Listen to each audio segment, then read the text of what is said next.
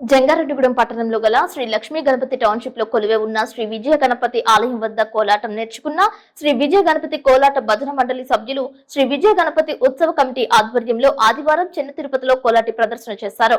జంగారెడ్డిగూడెంలో శ్రీ విజయ గణపతి ఆలయం వద్ద నుండి బయలుదేరి శ్రీ వెంకటేశ్వర స్వామి దేవస్థానం ద్వారకా తిరుమలకు చేరుకున్నారు. అనంతరం శ్రీ విజయ గణపతి కోలాట భజన మండలి సభ్యులు స్వామివారిని దర్శనం చేసుకుని అనంతరం స్వామివారి సన్నిధిలో అంగరంగ వైభవంగా సంగీత వాయిద్యాలతో కోలాట ప్రదర్శన చేశారు. ఈ కార్యక్రమంలో శ్రీ వెంకటేశ్వర స్వామి దేవస్థానం ద్వారకా తిరుమల ఆలయ సూపరింటెండెంట్ నటరాజ్, సిబ్బంది, విశ్వ హిందూ పరిషత్ సభ్యులు వెంకటేశ్వరరావు, కోలాటం గురువు వాసు, శిష్య బృందంతో పాటు శ్రీ విజయ గణపతి ఉత్సవ కమిటీ సభ్యులు, మహిళలు, పెద్దలు, పిల్లలు పాల్గొన్నారు. స్వయంగా వచ్చి కోలాట నృత్య ప్రదర్శన తిలకించిన వెంకటేశ్వర స్వామి దేవస్థానం ద్వారకా తిరుమల ఆలయ సూపరింటెండెంట్ నటరాజ్ మాట్లాడుతూ కోలాట నృత్య ప్రదర్శన చాలా కన్నుల పండుగ సాంప్రదాయబద్ధంగా జరిగిందని కొనియాడారు. స్వామివారి సన్నిధిలో చేయడం చాలా ఆనందంగా ఉందని, రాబోయే బ్రహ్మోత్సవాల్లో ఈ కోలాట భజన బృందానికి ప్రాధాన్యత ఇస్తామని తెలియజేశారు.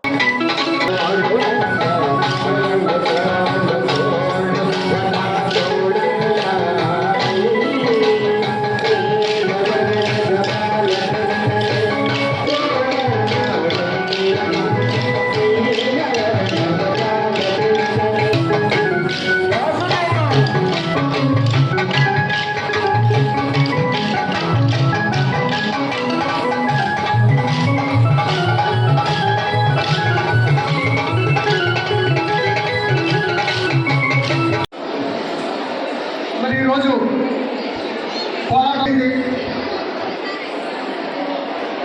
అధికారులు రావటం అంటే నిజంగా కూడా వాళ్ళకి చాలా షెడ్యూల్ బిజీ.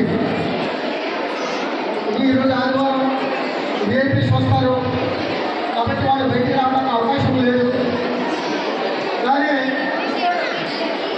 మరి మన మీద గౌరవంతో, మన టీం యొక్క గౌరవంతో మరి ఇద్దరు సుబ్రహ్మణ్య గారు కూడా మరి వారు ఇంకొక విషయం కూడా చెప్పారు. టీం చాలా బాగుందని బాగా వేస్తున్నారు అంటే వాళ్ళు ఒక అరగంట గంట నుంచి చూడక్కర్లా.